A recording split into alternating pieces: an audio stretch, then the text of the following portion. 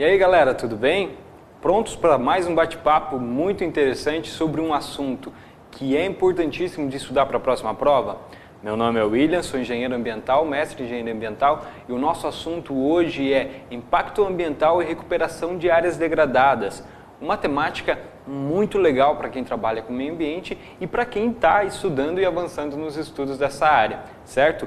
Vamos falar um pouquinho sobre os impactos ambientais. Já tivemos outras aulas dos quais nós arranhamos a superfície desse tema e vamos focar bastante na recuperação ambiental. E como você já sabe, finalizamos com algumas questões que vêm caindo aí nos concursos, nas bancas de concursos com essa temática, beleza?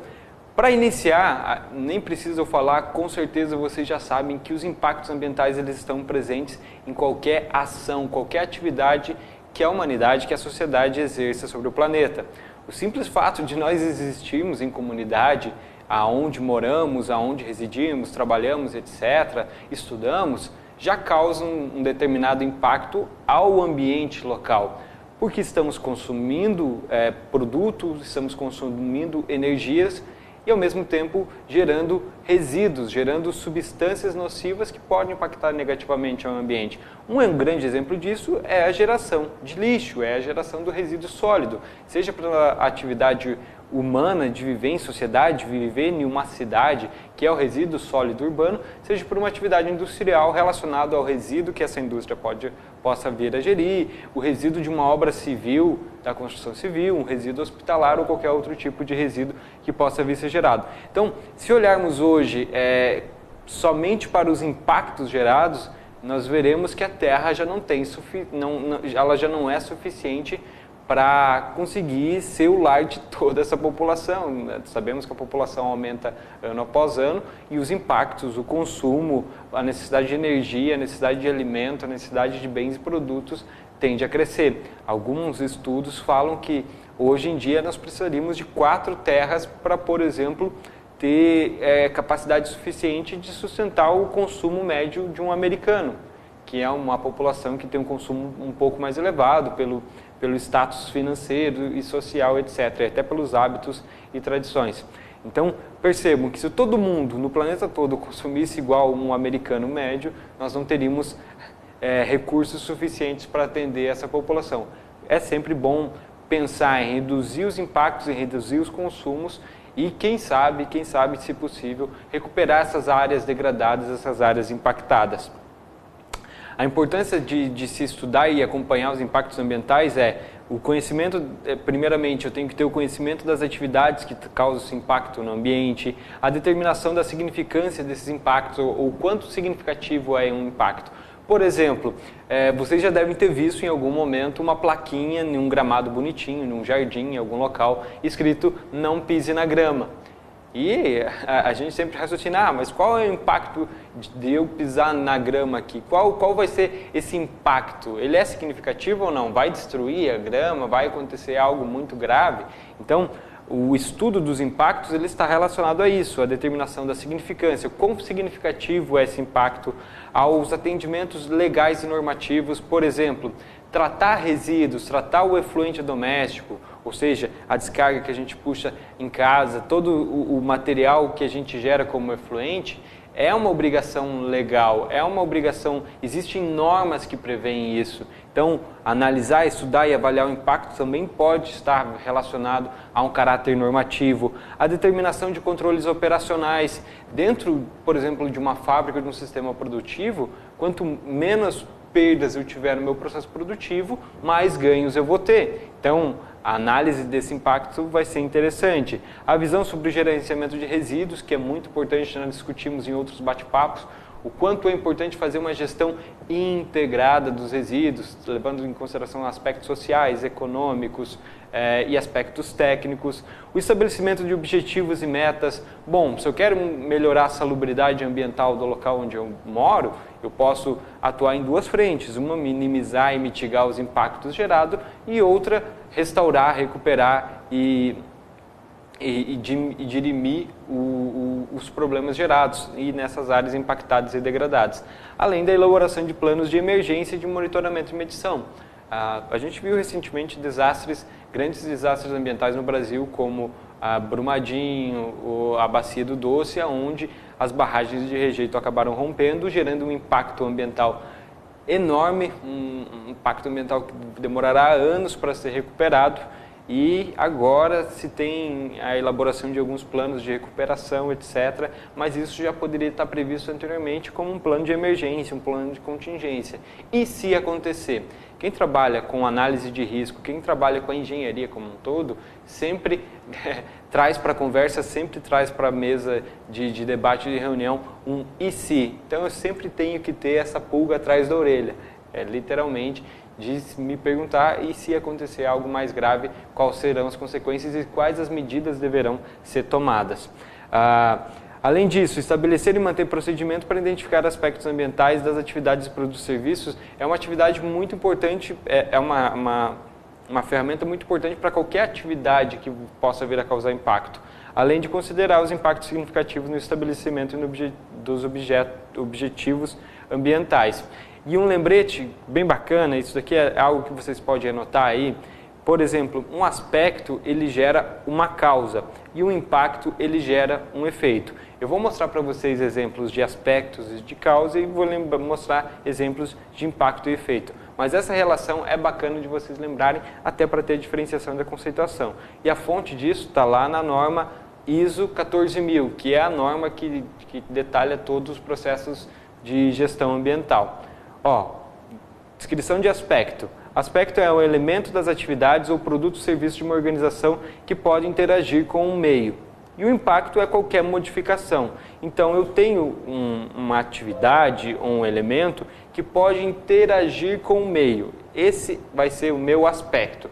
Quando eu analisar um aspecto, ele pode causar vários impactos diferentes e até mesmo impactos positivos. A gente sempre tende a ver o impacto ambiental como algo negativo, mas em determinadas ocasiões pode ser um impacto positivo. Por exemplo, o meu aspecto pode ser a revegetação, pode ser uma floresta, pode ser um parque, pode ser uma área reflorestada e ela pode gerar um impacto positivo em alguns pontos de vista. Então, olha só, um aspecto ambiental significativo é aquele que tem ou pode ter um impacto ambiental significativo. Um aspecto não pode ser única e simplesmente um elemento ou um serviço que não cause impacto. Por exemplo, atender o telefone. Dentro da tua atividade empresarial, industrial, vai ter um momento que vai ter um setor comercial e nesse setor comercial terão impressoras, telefones funcionando, o ar-condicionado funcionando e esse sim pode gerar um impacto ambiental significativo pelo consumo de energia, pela mudança do conforto ambiental das pessoas, o que é um impacto positivo, né, quando a temperatura é regulada. Mas, por exemplo, um telefone, será que ele causa um impacto, será que ele é um aspecto significativo? Quais são os impactos que um telefone tocando pode gerar? O ruído, o desconforto, o barulho e etc. Vai atrapalhar a concentração das pessoas. Mas será que isso é tão significativo ao ponto de eu ter que criar uma situação para minimizar o barulho do telefone, para mitigar o barulho do telefone? Às vezes não. Esse é um exemplo simples que eu dou para vocês para relacionar o tocar do telefone, que é um aspecto que ele causa 2 ou 3 impactos, mas será que são aspectos significativos? É uma pergunta importante de se fazer. Obviamente, como eu citei o exemplo do ar-condicionado, ele já causa um impacto significativo pelo consumo de energia, pela liberação da umidade, tem a tubulação do ar-condicionado que vai liberar essa umidade e ela vai pingar em algum lugar e isso pode vai pingar em um piso e esse piso pode ficar escorregadio e uma pessoa cair, tropeçar. Então pode gerar até um acidente de trabalho dependendo da situação. Só um exemplo, levando em consideração aqueles vários ICs. Muito embora não exista uma abordagem única para se identificar aspectos ambientais, a abordagem poderia, por exemplo, considerar esse impacto ele vai gerar emissões atmosféricas, lançamentos em corpos d'água de algum efluente, lançamentos no solo, uso de matérias-primas e recursos naturais, uso de energia, como o exemplo que eu dei para vocês, energia emitida, por exemplo, calor, radiação ou vibração, ou vai gerar resíduos subprodutos. Esses são, de repente, os principais itens a serem analisados quando a gente olhar por esse lado. Desperdícios a gente pode ter desde alimento, combustível, energia, resíduo, água. A geração de um resíduo pode ser considerado um desperdício dependendo do processo produtivo, né? E os principais aspectos vão estar lá: distribuição do uso de água, lixo produzido, descarte de embalagem, efluentes sanitários, emissões de gases poluentes, uso de material, papelaria.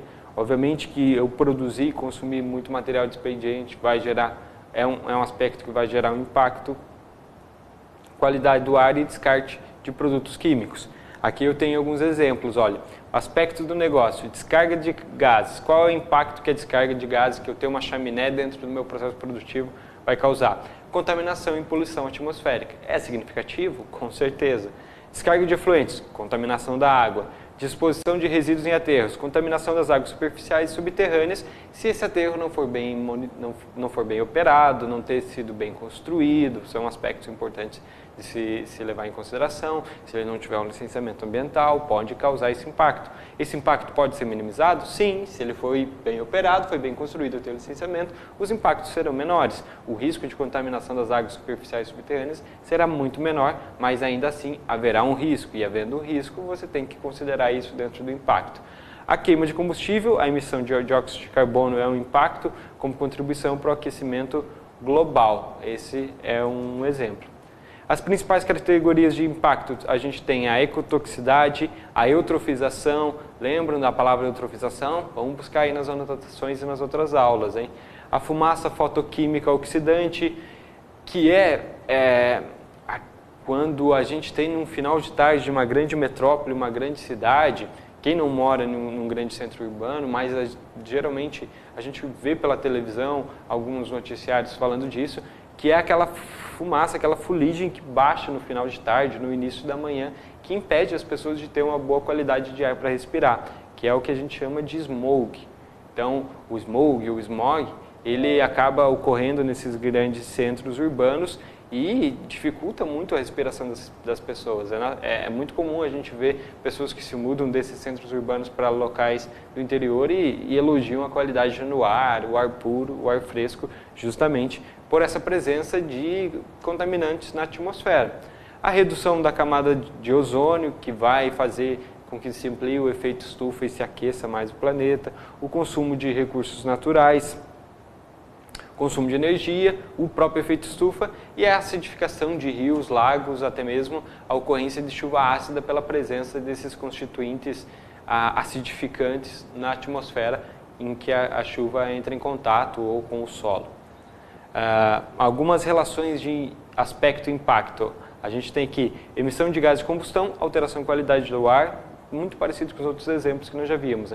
Emissão de compostos clorados, geração de chuva ácida, geração de efluentes ácidos, alteração das águas superficiais, geração de esgotos domésticos, contaminação do lençol subterrâneo, eutrofização de rios e lagos, geração de embalagens contaminadas, alteração da qualidade de solo, dependendo da disposição dessas embalagens, emissão de ruído, incômodo ao homem, ruído, dor, vibração, são outros aspectos que estão relacionados a um desconforto ambiental, consumo de combustíveis fósseis, danos à flora e o consumo de energia, redução da disponibilidade de recursos naturais. Cada vez que a gente, infelizmente, liga a luz do nosso quarto, liga o computador ou pega o celular, a gente está consumindo energia. E para essa energia ser produzida, ela tem algumas fontes. Uma delas é a hidroeletricidade, que é a geração de energia elétrica pela movimentação das águas, mas mesmo assim você tem a necessidade desse recurso natural. E se parar de chover e se não tiver mais água nesse rio, eu não tenho energia. Lembra no apagão de 2000, quando o Brasil passou por uma crise energética? Basta um cenário de estiagem, poucas chuvas em um determinado período e a gente vai ter novamente racionamento de energia.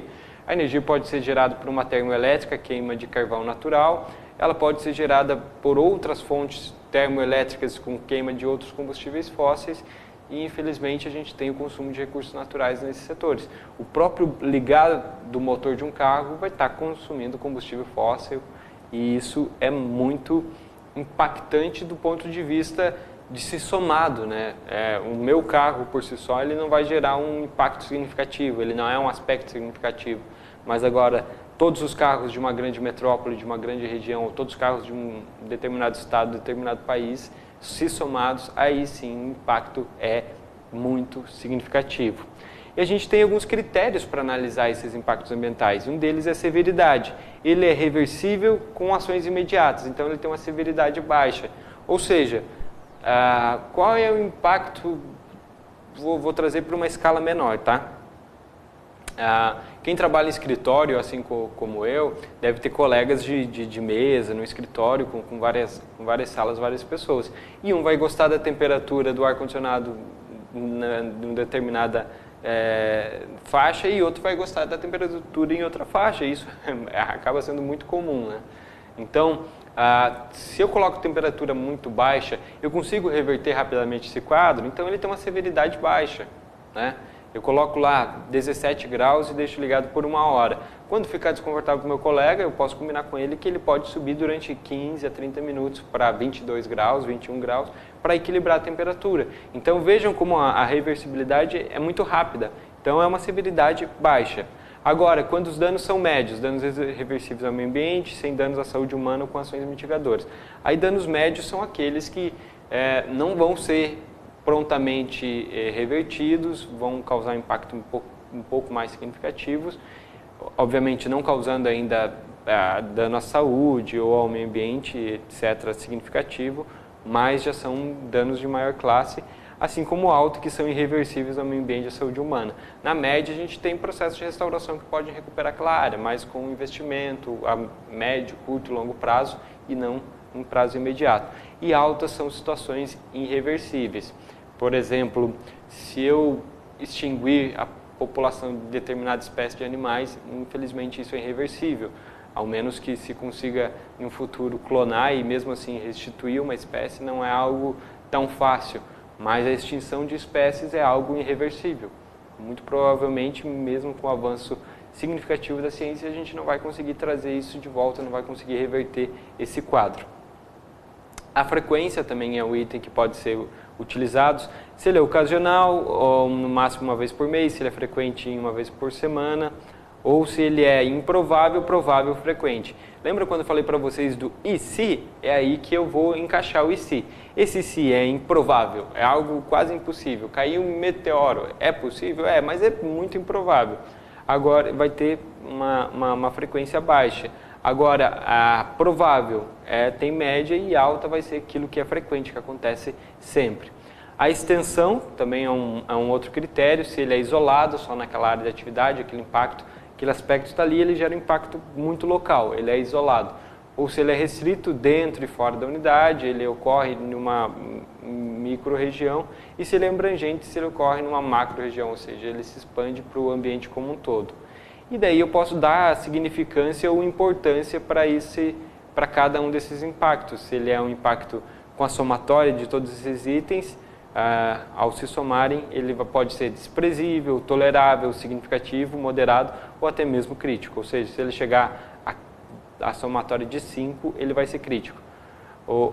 Observação, nunca usar os termos irrelevante ou desprezível. Exatamente, olha, improvável que a gente usa, e desprezível, é muito inseguro de usar essas palavras, né? O irrelevante ou desprezível. Aqui, um exemplo, o aspecto de distribuição de água com relação a impacto. Desperdício na redução dos recursos naturais. A meta é reduzir 15% do valor da conta. A severidade baixa, reversível com ações imediatas. Eu consigo economizar e no próximo mês eu já sinto a diferença. A frequência é alta, mais uma vez por semana eu tenho que ter ações para conseguir garantir essa economia. Significância é significativa, a economia de um recurso tão importante. A extensão é abrangente, porque se eu economizo água na minha empresa, sobra mais água para ser distribuída para outra empresa ou para outro processo, para uma escola, para um hospital. E as medidas mitigadoras, como é que eu vou fazer isso acontecer? Instalação de bebedouros automáticos, vistoria diária, treinamento, manutenção, utilização de torneiras e vasos sanitários ecológicos, aqueles que têm os contadores, que são inteligentes, que tem uma quantidade certa que ele libera, seja torneira ou seja descarga do vaso sanitário. Então aqui fica um exemplo.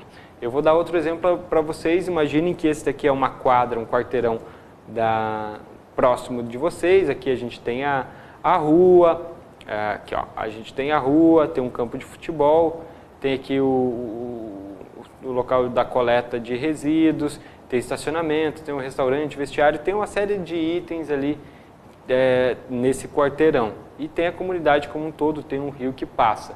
Será que essas atividades elas causam impacto? Quais são os aspectos e quais são os impactos que ela pode vir a causar? Então vamos lá, ó.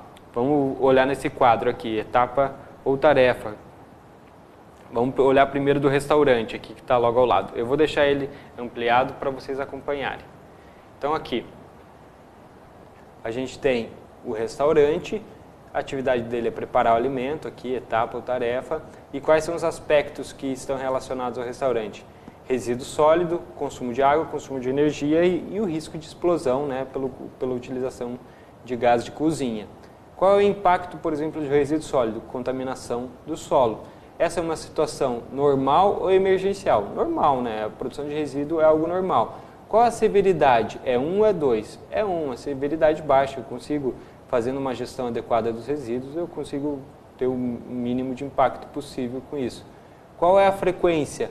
É 3, né? Porque é gerado resíduos frequentemente. Qual é a importância? O resíduo é gerado um quantitativo significativo de resíduos no restaurante. E existem requisitos legais? Sim. Existem parte interessada? Sim.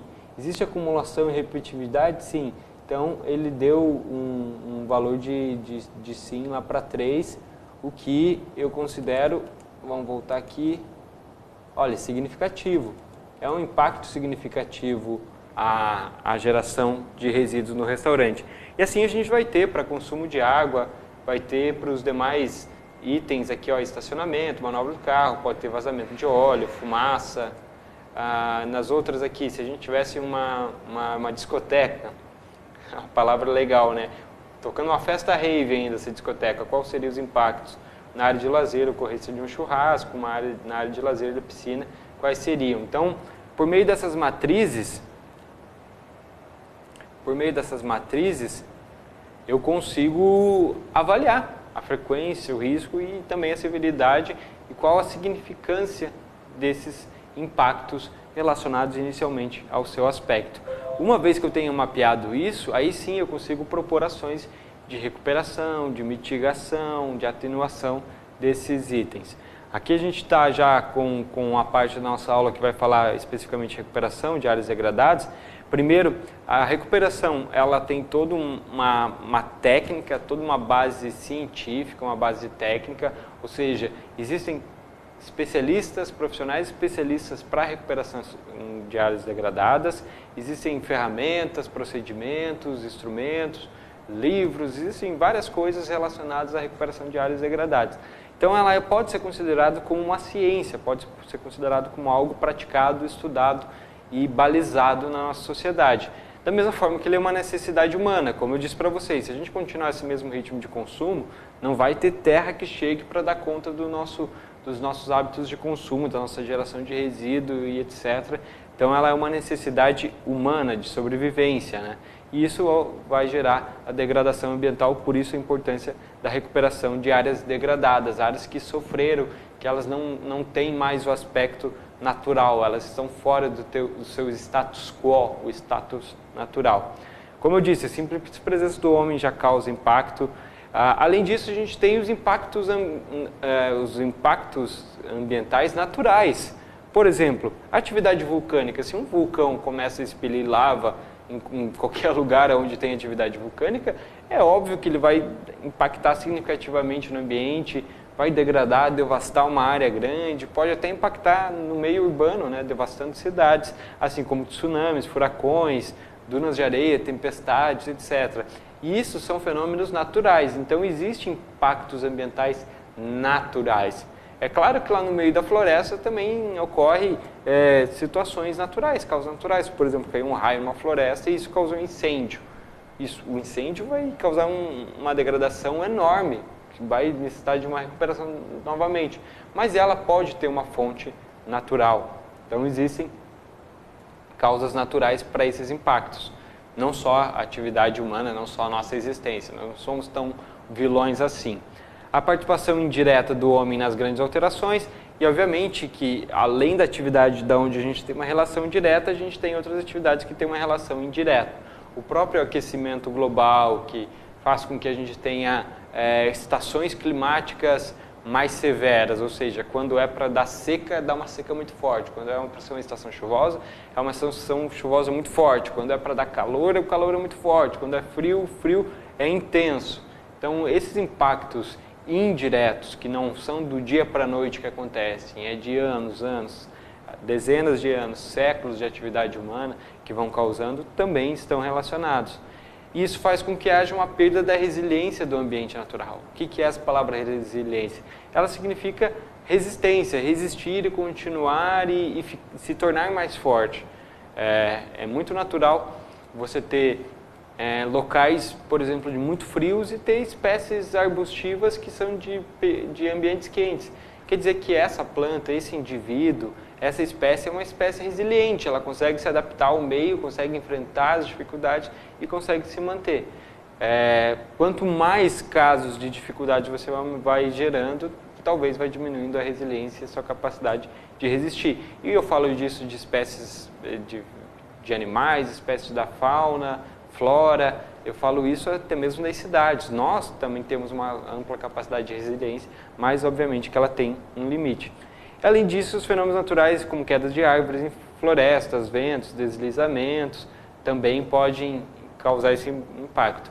E a existência ou não de bancos de sementes, por exemplo, se uma determinada ave é muito responsável pelaquela atividade de polinização ou de dispersão de sementes, ou uma espécie de inseto, por algum comportamento ou outro, ela deixa de fazer isso, de maneira natural também esse impacto pode gerar.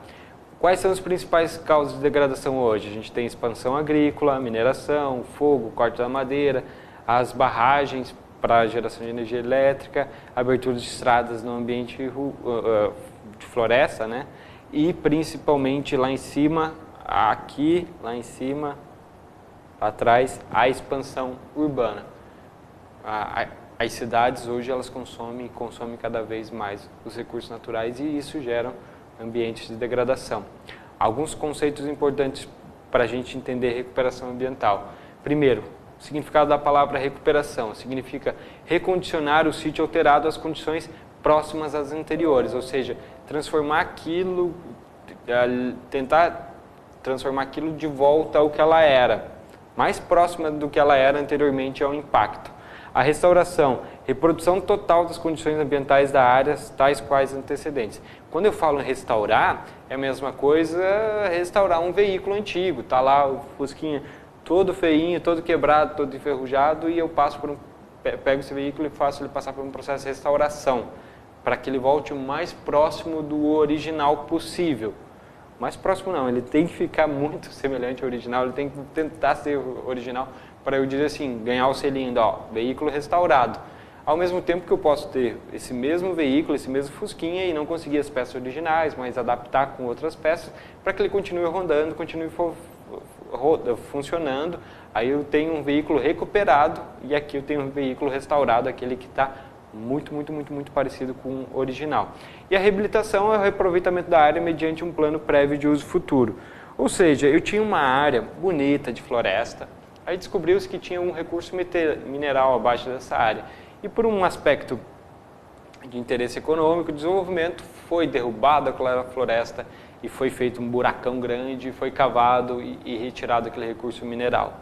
Obviamente que é muito difícil ou muito caro eu tapar o buraco e botar a floresta em cima. Estou falando isso em grande escala, por exemplo, no processo de mineração. Mas e aí, eu vou deixar aquela área totalmente degradada? Não, eu posso fazer uma reabilitação, eu posso aproveitar aquela situação e tentar recuperá-las tentar reabilitá-las de outras maneiras, como plantio de espécies exóticas, etc., para tentar trazer uma vida, um ecossistema para aquele ambiente, não obviamente igual ao que era no início, nem recuperar algo próximo daquilo, mas fazer algo que dê uma característica de reabilitação a esse local. É como se eu tivesse também, mais uma vez, aproveitando o exemplo do nosso Fusquinha, olha, não consigo mais nem restaurar e nem recuperar o meu Fusquinha, mas eu vou aproveitar as peças deles para colocar em outros veículos e ainda assim ele vai ser importante, vai ser aproveitado. Seria um processo mais próximo da reabilitação. E aqui, tem uma obrigação legal? Claro que tem. Nosso artigo 225 da Constituição Federal, que diz que todos têm direito ao meio ambiente ecologicamente equilibrado, como bem de uso do povo, as presentes e futuras gerações. E lá no inciso 1º, do parágrafo 1º, ele diz, preservar e restaurar os processos ecológicos essenciais e promover o manejo ecológico de espécies ecossistêmicas. No parágrafo 2º ele fala, aquele que explorar recursos minerais fica obrigado a recuperar o meio ambiente degradado, de acordo com a solução técnica exigida pelo órgão público competente. No artigo 2º ele fala que a Política Nacional de Meio Ambiente tem por objetivo a preservação, a melhoria e a recuperação da qualidade ambiental propícia à vida. Então veja que até lá no artigo 225 da Constituição Federal, ou seja, é um direito e um dever nosso recuperar e restaurar áreas impactadas de maneira negativa. Então a gente viu ali, restaurar, recuperar, recuperar, que são palavras que aparecem lá. Continuando aqui, ainda no artigo 2º, lá no inciso 8º ele vai falar da recuperação de área degradada. O artigo 4º da Política Nacional, ela visará, em seu inciso 6º, a preservação, a restauração dos recursos ambientais com vista à utilização racional, disponibilidade permanente e assim por diante. E a gente tem também alguns decretos que vão falar em reflorestamento e recuperação. Então vejam, é um direito e é um dever de todo cidadão brasileiro ter uma área recuperada que foi degradada, e quando ele for o causador da degradação, ele for o agente poluidor, né, o agente ativo nessa situação, competirá a ele restaurar ou recuperar ou reabilitar aquele ambiente de acordo com os aspectos técnicos e legais inerentes àquela atividade, ao licenciamento ambiental daquela atividade, por exemplo. A sucessão ecológica e a sua importância na recuperação das áreas degradadas. Uma das maneiras, uma das técnicas para recuperar uma área é a sucessão ecológica, que é um processo natural após a perturbação natural ou antrópica. Eu sei que, se não tem próximo da casa de vocês, vocês passaram hoje por um terreno baldio cheio de mato. Lá com, se duvidar, até árvore em pé tem lá no terreno baldio que foi roçado há 45 dias, 60 dias ou, sei lá, 6 meses atrás. E você vê naturalmente como o ambiente, como a natureza se refaz ali naquele ambiente, onde é propício a isso, e você já vê espécies arbustivas se desenvolvendo e voltando a manter aquele ambiente, aquele ecossistema que tinha anteriormente. Sem ninguém interferir, simplesmente o cidadão foi lá, roçou, limpou o terreno, fechou a porteira, virou as costas, quando ele volta alguns meses depois, o mato já está alto de novo, e inclusive com a presença de algumas espécies mais fortes, né? Algumas espécies maiores. Isso é o processo que a gente chama de sucessão ecológica, uma sucessão natural. Ela vai depender da intensidade e do distúrbio da degradação que o ecossistema foi submetido, ou seja, obviamente, se eu limpar o terreno e jogar sal em cima dele, jogar cal, acidificar o terreno, obviamente que vai ser muito mais difícil, eu posso criar empecilhos. Mas se ele tiver uma condição propícia, essa sucessão vai acontecer. E a sucessão, a sucessão ecológica, ela ocorre primeiramente por uma sucessão primária, que é onde há a presença dos organismos pioneiros. Imagina que toda limpeza de terreno, ainda assim, muita matéria orgânica que fica depositada no solo. Essa matéria orgânica vai ser decomposta, o que vai gerar um solo propício à brotação e à germinação de algumas plantas, e principalmente aquelas que vêm à tona, que conseguem eclodir sem a competição. Imagina só se você é uma espécie muito pequena e você tem que competir num ambiente com outras espécies vegetais maiores. É claro que vai ficar muito mais difícil para ti.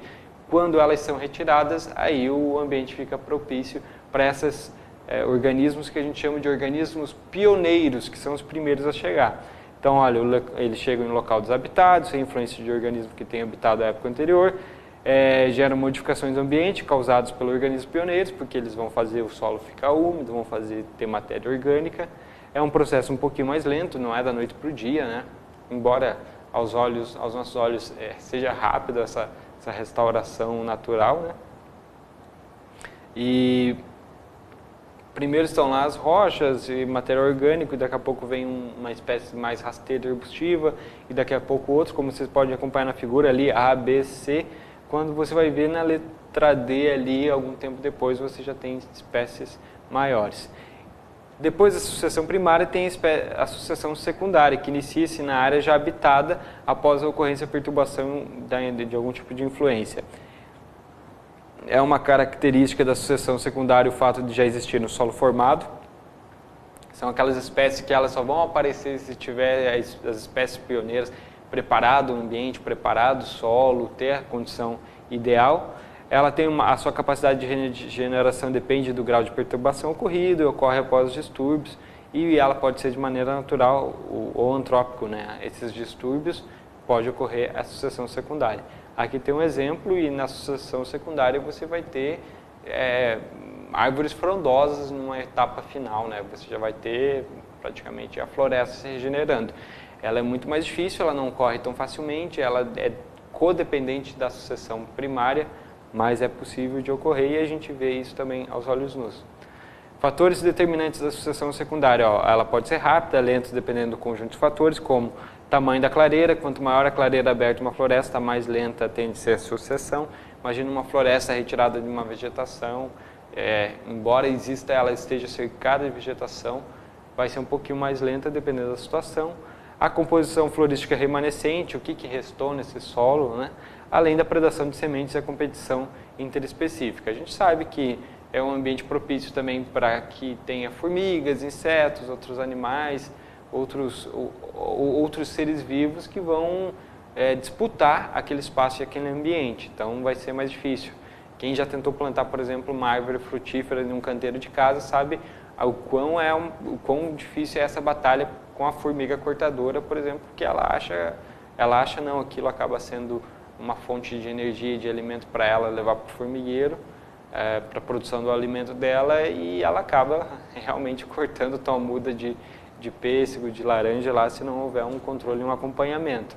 E isso no ambiente natural vai ocorrer da mesma forma. Outros fatores, a proximidade e as fontes dos propágulos, ou seja, existem muitas sementes que vão ser dispersadas de maneira natural, e se os ambientes onde contém essas sementes estiverem muito longe, vai ser um fator dificultante. Quais são os mecanismos de dispersão dessas sementes, né? São animais, são insetos, é o próprio vento? Como estão essas condições? Elas vão influenciar muito o tipo da intensidade dos distúrbios. Imagina só uma atividade vulcânica natural que vai ocorrer uma degradação, muito provavelmente vai gerar um distúrbio muito severo no solo. Se a gente olhar naquela matriz de impacto, vai ser altíssimo o valor dele, mas por isso pode ter dificuldades maiores na recuperação, reabilitação ou restauração do ambiente. E os modelos sucessionais, né? A gente pode ter uma ação mais direta, antrópica, ou seja, essa recuperação pode ser promovida e provocada pelo homem, e daí os modelos escolhidos também vão facilitar ou vão dificultar o caminho da sucessão primária e secundária. Então, os projetos de recuperação de áreas degradadas, os famosos PRADs, Projeto de Recuperação de Área Degradada, vou escrever aqui no quadro, PRAD, que propõe os programas de recuperação de áreas degradadas, projetos de recuperação de área degradada, eles vão indicar o que eu preciso fazer. Eu já vi alguns programas de recuperação de área degradada que eu entrava inicialmente com espécies exóticas para gerar o ambiente propício para que as secundárias, as espécies nativas conseguissem se desenvolver. Então, isso vai depender muito do mecanismo. Aqui a gente tem um outro exemplo que são indivíduos inibidores, né? Imagina, por que não cresce uma floresta onde se tem um pasto? Justamente porque a vegetação que é utilizada para pastagem, ela gera uma inibição para o crescimento das demais vegetações. Embora tenha floresta circundando o pasto, ela é uma espécie que gera uma inibição. Então, ela ocupa o espaço, ela ocupa e fecha muito bem esse espaço, impedindo que outras sementes germinem, que outras espécies germinem. Então, a gente tem a existência dessas espécies inibidoras, que é o caso também, às vezes é utilizado, por exemplo, nos canteiros de pomares, você coloca uma espécie inibidora, até porque para que mudas não germinem e não brotem naturalmente e você consiga manter os distanciamentos dos pomares como planejado para que a produtividade seja boa. Menos árvores nesse sentido significa produtividade, né? Eu preciso ter um raio de área para que aquela espécie consiga produzir o fruto. Um exemplo num pomar, né? Etapas de um projeto de recuperação de área degradada. Primeiro, definição da escala e os objetivos, quais são as etapas de um projeto de recuperação. A gente vai ter o zoneamento ambiental e as definições de técnicas de recuperação. A gente vai passar rapidamente esses itens, porque obviamente há uma necessidade de um aprofundamento maior no estudo. Mas vamos lá. Por exemplo, definição da escala dos objetivos, a abrangência do projeto. Ele irá englobar apenas a escala pontual de uma pequena vossoroca, por exemplo, eu quero resolver o problema de uma erosão, um processo de erosão no solo, ou será em escala média com pequena propriedade rural, ou será em escala ampla com uma microbacia ou mesmo um município. Eu quero resolver a erosão do quê? Do lote do meu vizinho, da propriedade toda, de todo o vale do rio ali, todos os processos de erosão. Eu tenho que definir uma escala.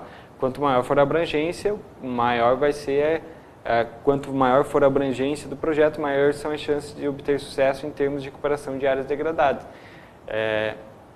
Isso torna o projeto mais forte, né? E o controle da revegetação de uma vossoroca é facilitado quando toda a propriedade rural é envolvida no projeto.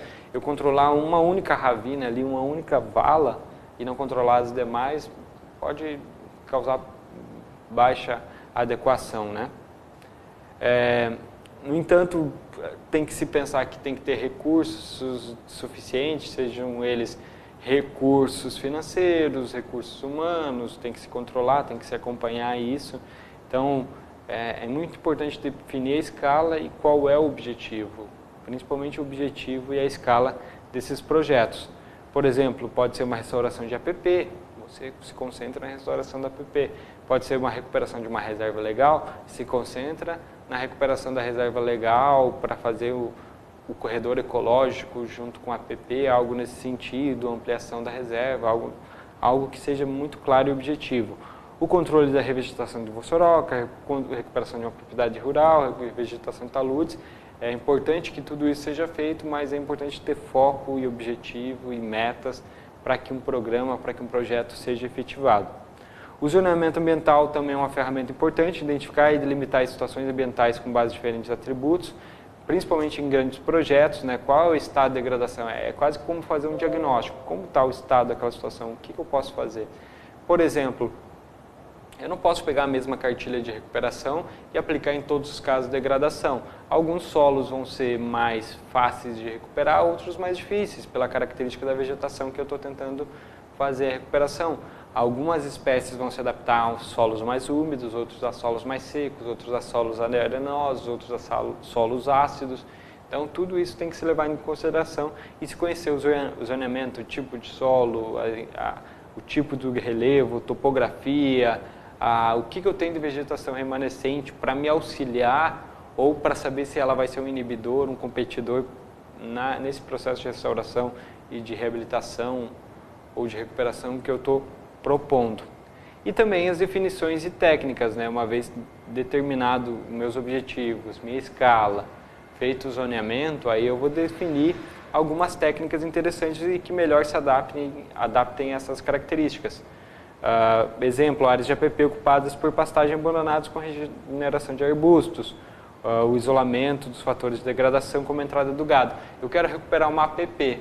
Primeira coisa, eu tenho que isolar essa área da APP, eu não posso ir lá e fazer o plantio de espécies nativas e o gado continuar passando por lá. Então eu vou isolar essa área. Eu posso fazer o plantio de leguminosas fixadoras, que são aquelas que vão produzir nutrientes para o solo, para que as espécies naturais consigam vir com mais força, com maior capacidade, com mais resiliência. Isso é importante. E daí a gente entra já quase numa área de bioengenharia, né? Porque você está quase que planejando etapas e etapas e etapas do ciclo de vida de um ambiente. Isso é muito interessante. E a gente tem algumas técnicas dentro da bioengenharia que são bem conhecidas, por exemplo, o método de proteção de superfície, a gente tem o método de estabilização utilizando materiais vivos, o método que combina materiais vivos e inertes, métodos suplementares, estruturas de apoio que utilizam materiais inertes. Então, a gente vai ver algumas fotos, algumas situações, que vocês vão ver as diferentes técnicas para que você gere mais condições para a vida. Por exemplo, na agricultura a gente tem amplamente conhecida a técnica do plantio direto, que quando você faz o corte raso de determinada vegetação, por exemplo, é feita a colheita do milho, a palhada do milho ela não é retirada por completo do local, ela é deixada no local para que quando seja feito o plantio, seja feito nessa área protegida pela palhada. Por quê?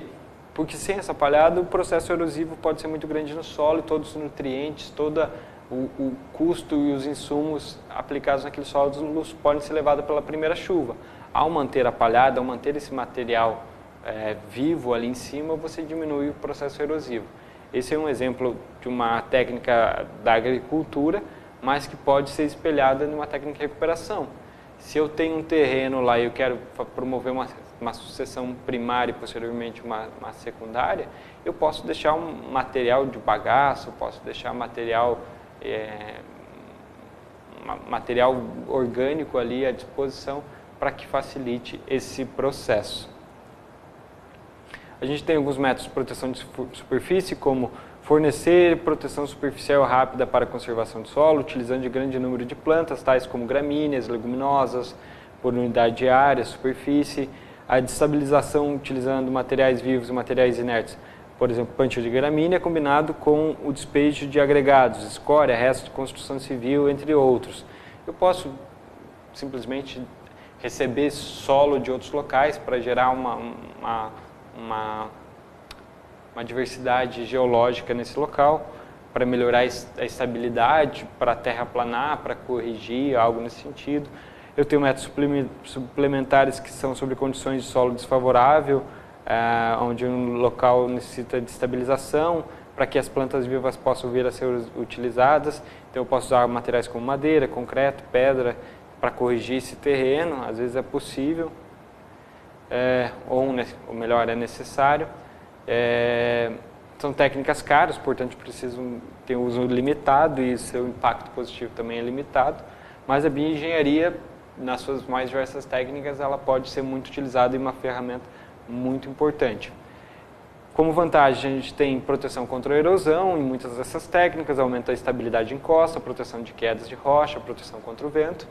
E as desvantagens, como vantagens técnicas, e as vantagens ecológicas é a regulação da umidade, temperatura próxima à superfície, aperfeiçoamento do regime hídrico do solo, com a interceptação e evapotranspiração, todo o ciclo hidrológico acontecendo, melhoramento da estrutura do solo, a criação de habitats para fauna e flora. É muito comum também deixar a galhada exposta para que aquilo seja um habitat natural de pássaros e roedores e animais, que aquilo sirva como um abrigo para que eles também venham ali e ajudem no processo de recuperação como polinizadores ou como dispersores de sementes. Vantagens econômicas, algumas questões de custo em termos de construção e manutenção e a criação de áreas agricultáveis e de lazer. E estéticas, redução da poluição do visual, paisagem mais atraente. Então, dependendo da técnica, ela vai ter algumas vantagens, né? Vou avançar mais um pouquinho, construções inertes aqui, que são sistemas para estabilização de encostas de controle de erosão, usando materiais inertes como aço, concreto, polímero sintético. Vários exemplos de tecnologias e produtos que fazem parte dessa categoria são estruturas de contenção. Beira de estrada, a gente já passou por beira de estrada de encostas, onde você tem muros de contenção, você tem estruturas de solo reforçado por telas e grades, é muito comum também. Sistema de revestimento com concreto, que é o caso de áreas muito íngremes, né, muito acidentado o relevo, elas podem ser concretadas, é uma forma de você estabilizar aquela estrutura. E a cobertura do solo também por mantas, redes. É muito comum onde tem um processo erosivo extensivo, intensivo, aliás, você ter a cobertura por mantas para diminuir isso. Construções vivas são aquelas que usam plantios convencionais, principalmente para controle da erosão.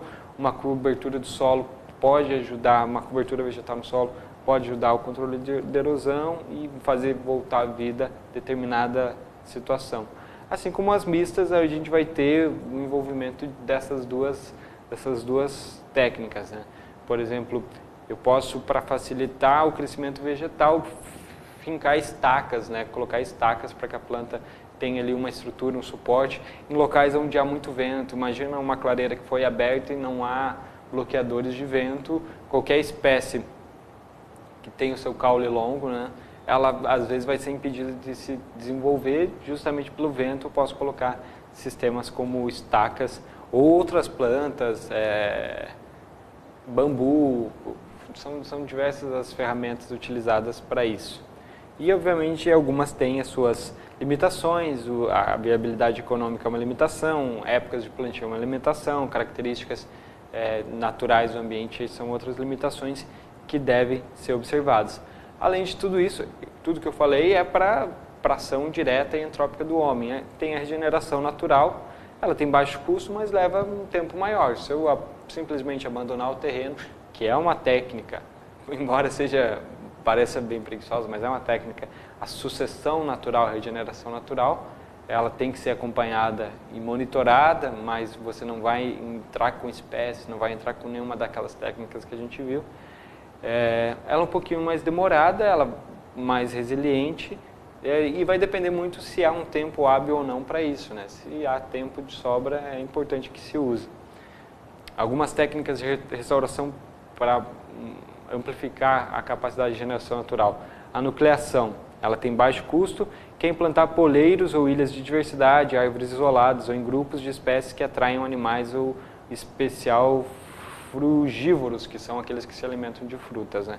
Transporte de galharia, solos de serrapilheira, de fragmentos próximos e conservados é um processo mais lento.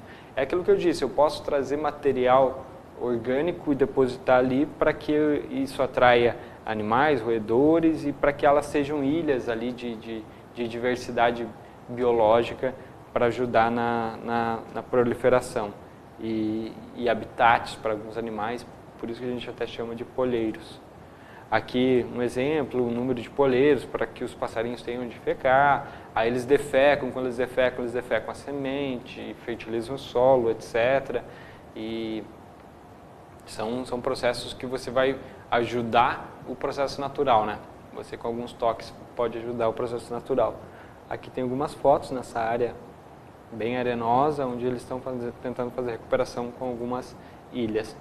O plantio por semente, semeadura direta, são áreas de difícil acesso, onde qualquer intervenção no solo pode ser problemática, de baixo custo, baixa eficiência, né? Recrutamento apenas de 10 a 15 total de semeado germina. Existem técnicas de semeaduras as mais diretas possíveis. Já vi semeadura por aviões, em áreas muito isoladas, onde não tem você chegar e você quer recuperar uma clareira, então o avião vai lá e despeja sementes. A gente tem bombas de sementes que espalham sementes em um raio muito grande, mas infelizmente nem todas essas sementes vão vingar, justamente porque aquela que das 100 sementes que são dispersas lá, 50 vingam e uma parte dessa vai ser predada pelo ambiente natural, a formiga, o outro inseto, ou vai ser inibida por outra vegetação. Tem essas situações naturais também. O enriquecimento, onde você tem baixa diversidade e o que limita a sustentabilidade de fragmentos, é importante reintroduzir em remanescentes degradados florestas sobre as copas das árvores, espécies que foram extintas ou estão sob risco de extinção, a implantação sem definir alinhamentos nem espaçamentos, é só para enriquecer o ambiente como um todo mesmo. Aqui tem um exemplo de plantio de enriquecimento. Você tem a área de APP, então você coloca lá junto às espécies iniciais de sucessão, você coloca espécies maiores, mais resistentes, até mesmo às vezes exóticas, para dar sustentação para que aquilo venha e depois você vai lá e vai fazer o corte, vai fazer o controle dessas espécies. O adensamento, que é a presença de indivíduos espaçados que não conseguem recobrir o solo nem garantir o processo de regeneração natural, visa preencher espaço entre indivíduos remanescentes com plantio de espécies iniciais. Você faz algumas ilhas, né, de vegetação, a ideia é que aos poucos elas consigam cobrir todo o terreno.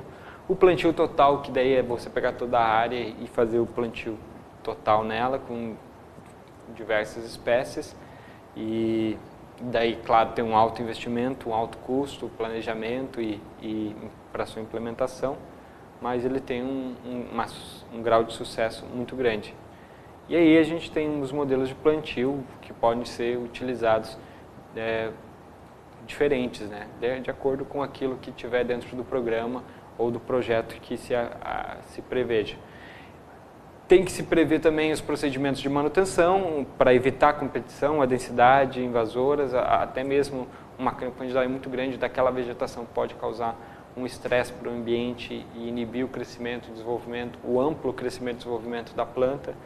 A roçada manual seletiva é uma forma, o controle de formigas é outra, o coroamento é outro, o controle com relação a tempo e temperatura é importantíssimo, até que se verifique uma autossustentação e uma resiliência na vegetação.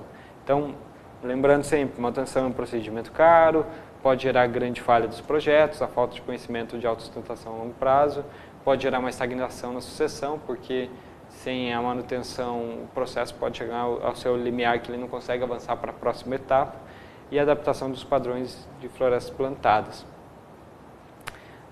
E na seleção de espécies para restauração tem que se observar o seguinte: grande heterogeneidade florística dos ecossistemas tropicais que ocupam diferentes ambientes, grande variação dos fatores ecológicos desde margens dos cursos d'água até as áreas altas. O que significa essa grande heterogeneidade?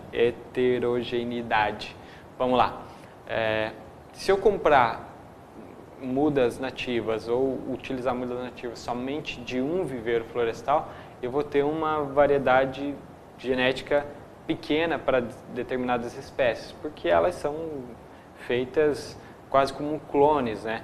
Então é ideal que em um processo de recuperação eu consiga, se possível, eu consiga ter acesso a mudas de diversos viveiros de mesma espécie, para que haja uma diversidade muito maior. Eu já vi um campo que foi recuperado e você vê algumas espécies que se desenvolveram muito bem, alguns indivíduos de algumas espécies se desenvolveram muito bem, e poucos metros ao lado, mesma espécie, mas outro indivíduo que se desenvolveu muito mal. A explicação do técnico foi, esse primeiro indivíduo ele era de um viveiro florestal, esse segundo era de outro viveiro florestal. Eles estão aqui com a mesma condição, eles são a mesma espécie, mas eles cresceram de maneira diferente pela diversidade biológica e genética. Essa diversidade aqui era mais resiliente ou se adaptou melhor que o outro. Então esse é um exemplo bem crasso com relação a isso e a importância da heterogeneidade para esses processos. Além de critérios básicos da seleção de espécies, como plantar espécies nativas, concorrência em florestas de mesma microbacia e região hidrográfica. Eu não vou tentar plantar espécies da Amazônia em Santa Catarina, no Rio Grande do Sul, no Paraná, e esperando que aquilo gere uma floresta totalmente sustentável. Da mesma forma que eu não vou levar o pinheiro araucária do sul do Brasil lá para o Nordeste, porque infelizmente ele não vai conseguir também ser autossustentável. E embora ainda possa brotar, germinar, vai ser uma árvore, um indivíduo às vezes até mesmo fraco, sem produzir frutos, etc. Então eu não posso fazer essas confusões, eu tenho que me basear no ambiente local. Plantar o maior número possível de espécies para gerar diversidade, plantar mudas de sementes obtidas em várias árvores matrizes diferentes, remanescentes florestais, que eu citei para vocês também, quando for o processo por semente, utilizar semente de diferentes fontes, utilizar combinações de espécies pioneiras de rápido crescimento e copa ampla junto com espécies não pioneiras. Uma pioneira com copa ampla, ela consegue gerar sombreamento e alguns indivíduos só conseguem se desenvolver na sombra e vão precisar disso. Plantar espécies atrativas à fauna, obviamente que tem um viés, por exemplo, de frutíferas para que os animais façam uso desse espaço, né? Respeitar a tolerância das espécies à umidade de solo, isto é, plantar espécies adaptadas a cada condições da umidade de solo. Eu vou recuperar uma área de APP, eu tenho que saber muito bem quais são as espécies que se adaptam num ambiente úmido de uma área de APP de beira de rio, por exemplo, com solo mais arenoso, úmido ou mais argiloso e úmido, então isso é importante. Solos degradados, plantar espécies de leguminosas fixadoras de nitrogênio, juntamente com outras espécies nativas. As leguminosas têm esse fator positivo que elas fixam nitrogênio, é importantíssimo para o solo. E verificar a variação em umidade, desde as margens de rios até os topos de montanha. Verificar se são áreas permanentes encharcadas, espécies de florestas de brejo ou florestas inundáveis. Vou contar algum outro exemplo para vocês. Uma outra colega técnica relatou certa vez que ela estava recuperando uma área com espécies nativas, mas essa área era muito úmida, o que prejudicava o crescimento das espécies nativas. Infelizmente, a raiz das plantas elas chegavam a apodrecer pelo excesso de água, e dentro do projeto ela teve que fazer uma adaptação e plantar o eucalipto, que é uma planta de crescimento muito rápido, que ela tem como eu esqueci a palavra, mas ela tem uma dinâmica de crescimento muito rápido, muito acelerado, e é onde ela faz um processo de evapotranspiração muito grande. Então, quando ela conseguiu plantar o eucalipto, ela conseguiu drenar parte da umidade e daí sim entrar com as espécies pioneiras adequadas, com as espécies que eram naturais do ambiente, e daí sim ela conseguiu fazer a restauração do ambiente. Depois ela fez o manejo, o corte do eucalipto. Ele serviu como um apoio, serviu como um preparador do ambiente. A variação da umidade do solo, áreas livres de inundação, a importância de escolha de espécies regionais, a gente já comentou, não trazer espécies do norte para o sul e nem vice-versa. E também não abusar das espécies exóticas. Esse exemplo que eu dei do eucalipto foi um caso, foi uma justificativa, mas não deve se fazer única e exclusivamente com espécies exóticas, né? Não é uma recuperação, uma restauração adequada, a não ser que seja um processo de reabilitação, como nós falamos anteriormente. E a recomendação é utilizar com um grande número de espécies de acordo com o grau de complexidade da composição da fauna, espécies regionais com fruto, e a importância de se considerar e avaliar distúrbios na organização e sustentabilidade do ecossistema, verificar qual que vai ser o comportamento daquele ecossistema, daquelas espécies que estão sendo colocadas ali, né? Por isso, se tiver projetos mais complexos, devem ter acompanhamento e monitoramento mais próximos. Nós já estamos aí no adiantado nossa hora, e eu queria chegar de uma vez aqui nas nossas questões, né? Já estamos aí com quase uma hora de bate-papo e eu queria finalizar com as nossas questões. O tema é muito interessante, ele é muito abrangente, a gente falou de conceitos rápidos aqui de impacto e de recuperação. Eu sempre deixo sugestão para vocês, busquem mais informações, busquem ler e conhecer um pouquinho mais sobre o assunto. E agora, para finalizar, eu vou chamar as nossas questões, vou deixar a tela cheia para que vocês acompanhem. Eu faço leitura, a gente faz a discussão e tenta achar junto ali a resposta certa. Ok? Então vamos lá. A primeira questão selecionada de hoje é a seguinte: a Constituição da República de 1988, com nossa Constituição Federal, né, assegura que todos têm direito ao meio ambiente ecologicamente equilibrado, bem de uso comum do povo, essencial à sadia qualidade de vida, impondo-se ao poder público e à coletividade o dever de defendê-lo e preservá-lo para as presentes e futuras gerações. Em seguida, o texto constitucional dispõe que, para assegurar a efetividade desse direito, incumbe ao poder público. Aí está aqui: promover diretamente a elaboração e execução de planos de recuperação de áreas degradadas, ainda quando o dano ambiental tem sido praticado por particulares, os quais deverão suportar a devida ação de regresso.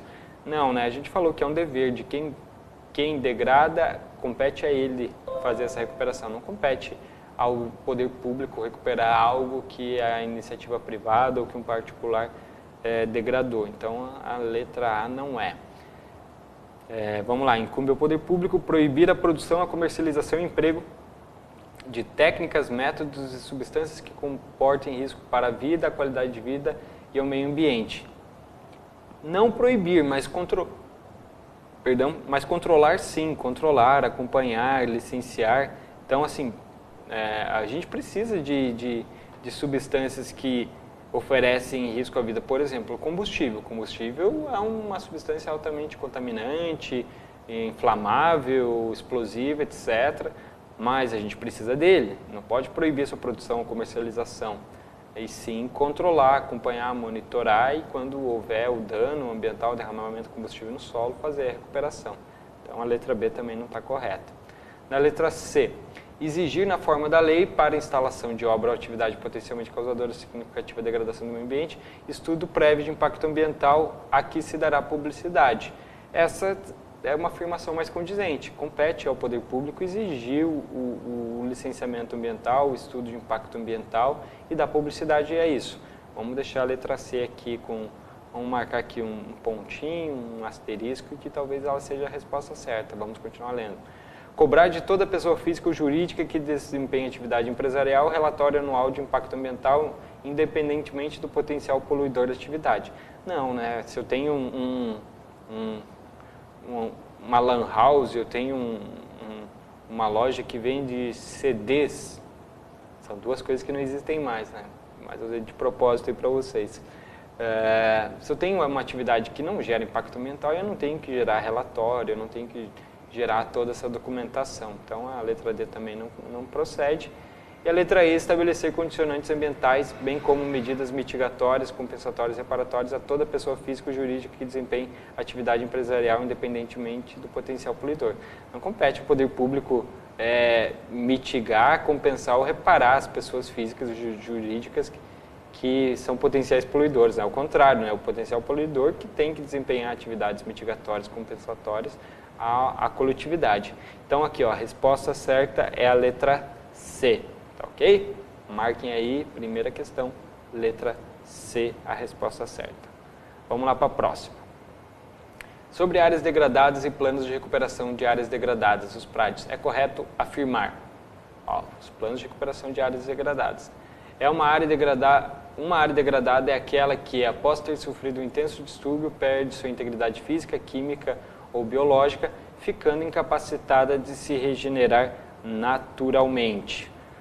Bem pertinente essa afirmação. Uma área degradada é aquela que sofre esse intenso distúrbio e perde sua integridade física, química e biológica. Ela sofre impacto ambiental, uma alteração do seu ambiente físico, químico ou biológico. A degradação é um processo resultante de danos ao meio ambiente pelos quais se perdem ou se reduzem algumas de suas propriedades, tais como a qualidade ou a capacidade produtiva dos recursos ambientais, enquanto que a recuperação e a reversão de uma condição degradada quanto é a reversão de uma condição degradada para uma condição não degradada, independentemente de seu estado original e de sua destinação futura, de forma a restabelecer as condições de equilíbrio e sustentabilidade anteriormente existente em um ecossistema natural, de forma a recompor a frequência das espécies encontradas originalmente. Também parece uma afirmação ser bem adequada, não consegui perceber nenhum item que fosse negativo ou que contradissesse algo. Um PRAD engloba um conjunto de técnicas que mitigam o impacto ambiental provocado por atividades. Os órgãos ambientais normalmente solicitam-no como requisito de processo de licenciamento de atividades ou como compensação por danos causados no ambiente. Extremamente correta, né? Houve um dano, se solicita um plano de recuperação. A recuperação de áreas degradadas é definida como a elaboração e execução por uma equipe multidisciplinar de um conjunto de ações que tenham por finalidade promover o restabelecimento de condições de equilíbrio e sustentabilidade existentes anteriormente em um ecossistema, de modo a ter uma abordagem técnica através do conhecimento de vários responsáveis com diferentes especializações. Também uma afirmação bem adequada. Olha, estou achando que vai ser a letra E, que está tudo certo, hein? E o PRAD deverá reunir informações, diagnósticos, levantamentos e estudos que permitam avaliação e degradação ou alteração e a consequente definição de medidas adequadas à recuperação da área em conformidade com as especificações dos termos de referência constantes no anexo da Instrução Normativa do IBAMA, lá de 2011. Essa é bem específica aqui, mas a resposta é sim, a letra E. Todas as afirmativas aqui estão corretas, tá certo? Essas 4 primeiras aqui, elas são bem interessantes da gente ler, não precisa nenhuma decoreba e não há nenhum contraponto, né? Bem bacana essa questão nesse sentido. Número 4. Considere o seguinte conceito em relação às técnicas de recuperação e restauração de áreas degradadas. Essa técnica é entendida como a capacidade que uma espécie tem de melhorar significativamente o ambiente, facilitando a ocupação dessa por outras espécies. Assim, a partir de ilhas de vegetação, a vegetação secundária se expande ao longo do tempo e acelera o processo de sucessão natural da área degradada. Essa técnica que tem esse conceito aqui é a letra E, nucleação. Então, a resposta para número 4, que é uma técnica entendida como capacidade de uma espécie tem de melhorar significativamente o ambiente, facilitando a ocupação dessa área por outras espécies, é a nucleação, certo? Questão 6. O grupo de técnicas de recuperação de áreas degradadas que propõe uma mínima interferência no local é chamada de nucleação.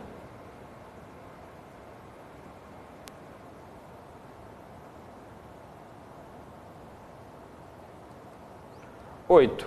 Sobre a recuperação de áreas degradadas, assinale a alternativa correta. A restauração de áreas degradadas é um conjunto de medidas e procedimentos que visa a regeneração e a restituição de forma e função da vegetação que ocorreu originalmente. Restauração é isso. E uma área inclui-se técnicas que utilizam intervenção direta, bem como as que promovem regeneração natural. Está bem adequada essa letra A. Vamos lá para B. A recuperação de áreas degradadas é um processo planejado que almeja a recuperação da integridade ecológica e melhorar o bem-estar humano em paisagens de florestado degradado. Lembram lá quando eu dei o exemplo de restauração e recuperação? A recuperação é você trazer aquilo que era antes, mas não ao estado original. Então, restauração é o que se encaixa melhor, não é a letra B. C. A restauração de áreas degradadas é a área do terreno de vegetação que passou por uma categoria com maior grau de deterioração por uma ação antrópica ou fenômenos naturais. Não é uma área, não é um terreno de uma vegetação, é uma área, né, como um todo. E a recuperação de áreas degradadas é o conjunto de medidas junto à comunidade vegetal constituída predominantemente de espécies de porte arbóreo, em qualquer estágio de seu desenvolvimento e outras plantas que crescem próximas do seu solo, flora e fauna, suas inter-relações e recursos, valores a elas atribuídos. Que, na verdade, ele fez uma confusão bem grande, né? Então, ficou bem claro nessa questão que a resposta é a letra A. Próxima questão.